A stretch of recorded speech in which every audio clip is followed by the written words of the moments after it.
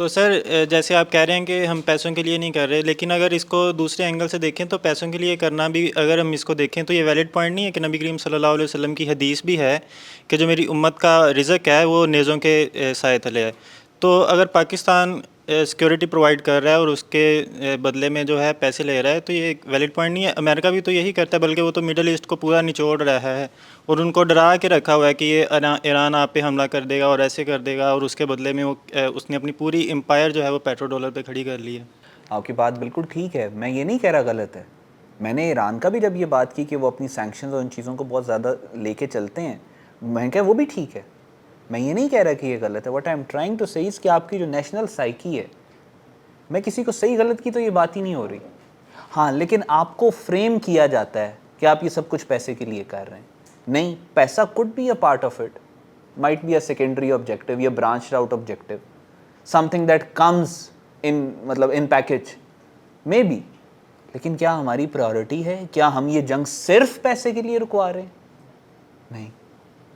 آپ اللہ کے نبی صلی اللہ علیہ وسلم کی جو حدیث شریف آپ نے بتائی ہے کہ تلواروں کے سائے کے نیچے مومن کی جو وہ ہے، تو مومن کو تلوار کیوں اٹھانی ہے؟ مومن نے پیسوں کے لیے تو نہیں نہ اٹھانی.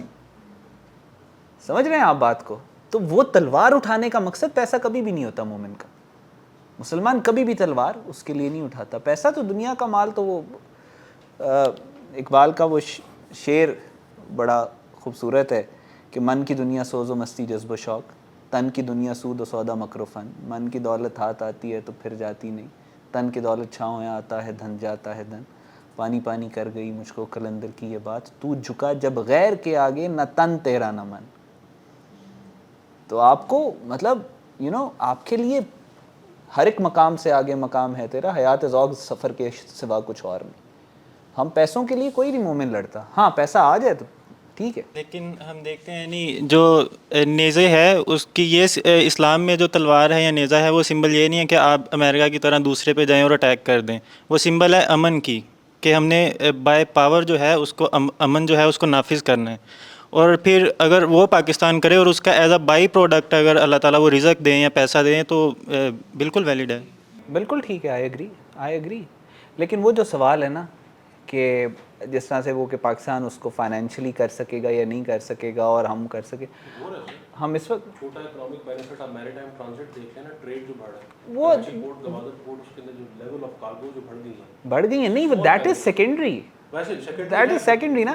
پرائمری آبجیکٹیو یہ نہیں ہے، ٹھیک ہے. اور لیکن ایسا ہو ہی نہیں سکتا کہ آپ جیو پولیٹیکلی اتنا زیادہ ایلیویٹ ہوں، اتنے زیادہ ایلیویٹ ہوں دنیا کے اندر، تو آپ کے گھر کے اندر اس کے ریپرکشنز یا اس کی امپیکٹ نہ آئے.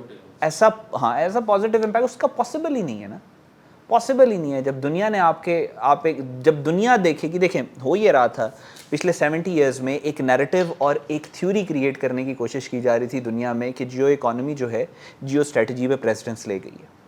جیو اکانومی ڈیسائیڈ کرے گی جیو اسٹریٹجی کیا ہوگی. حالانکہ دنیا کی ہزاروں سالوں کی جو تاریخ ہے وہ کہتی ہے جیو پالیٹکس ڈیسائیڈ کرے گی جیو اکانومی کیسے جائے گی. اب پچھلے 5 سال سے وہ تھیوری بھی چینج ہو گئی ہے.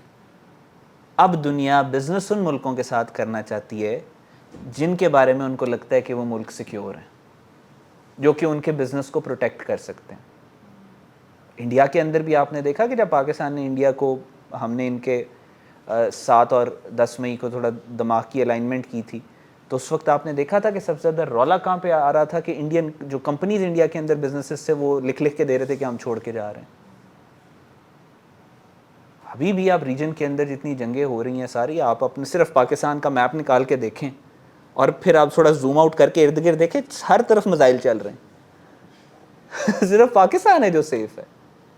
So naturally when you provide guarantee, when you provide security not only to your own people but to the region, پھر دنیا بھی کہے گی نا کہ یار اس کے ساتھ بزنس کرنا. جب اس کے ساتھ بزنس آپ کریں گے، when internationally you are being monitored microscopic طریقے سے، تو پھر آپ کے اندر کے جو پرابلمز ہیں وہ بھی آہستہ آہستہ ختم ہوتے چلے جائیں. آپ کو حالات پش کریں گے باہر سے کہ آپ اپنے اندر چیزوں کو فکس کریں. جب آپ کو سانس آنا شروع ہوگا، جب آپ گرو کرنا شروع ہوں گے، تو آٹومیٹیکلی آپ کا انفراسٹرکچر بھی ٹھیک ہو جائے گا.